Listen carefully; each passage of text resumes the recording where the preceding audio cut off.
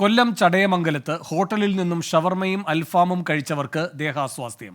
15 പേരാണ് ഹോട്ടലിനെതിരെ പരാതി ഉന്നയിച്ചത്. പഞ്ചായത്ത് ഇടപെട്ട ഹോട്ടൽ അടപ്പിച്ചു. അരുൺരാജ് കൊല്ലത്ത് നിന്ന് കൂടുതൽ വിവരങ്ങളുമായി ചേരുന്നു. അരുൺരാജ്, എന്താണ് ഈ പരാതിയിൽ പറയുന്നത്? ഈ ഹോട്ടൽ അധികൃതർ നൽകുന്ന വിശദീകരണം എന്താണ്?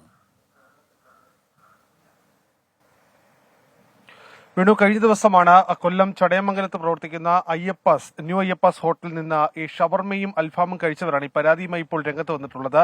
ഈ ഷവർമയിൽ നിന്നും അൽഫാമിൽ നിന്നും തങ്ങൾക്ക് ഭക്ഷ്യവിഷബാധ ഏറ്റു എന്നുള്ളതാണ് പരാതി.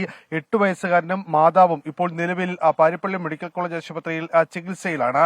ഈ പഴകിയ ഭക്ഷണമായിരുന്നു തങ്ങൾക്ക് തന്നത് എന്നുള്ളതാണ് ഇവർ ആരോപിക്കുന്നത്. ഈ സംഭവത്തിൽ ഇപ്പോൾ പഞ്ചായത്ത് ഇടപെടുകയും പഞ്ചായത്ത് ഈ ഹോട്ടൽ അടപ്പിക്കുകയും ചെയ്തിട്ടുണ്ട്. ഈ സംഭവത്തിൽ ഇപ്പോൾ ഭക്ഷ്യസുരക്ഷാ വിഭാഗം പരിശോധന നടത്തുകയാണ്. പക്ഷേ പരിശോധനയ്ക്ക് മുമ്പ് തന്നെ ഹോട്ടലിൽ നിന്ന് സാമ്പിൾ പോലും എടുക്കാൻ പറ്റാത്ത വിധത്തിൽ ഭക്ഷ്യസാധനങ്ങൾ നീക്കം ചെയ്തു എന്നുള്ളതാണ് നിലവിൽ കണ്ടെത്തിയിരിക്കുന്നത്. എന്തായാലും സംഭവത്തിൽ അന്വേഷണം ഇപ്പോൾ ആരംഭിച്ചിരിക്കുകയാണ്.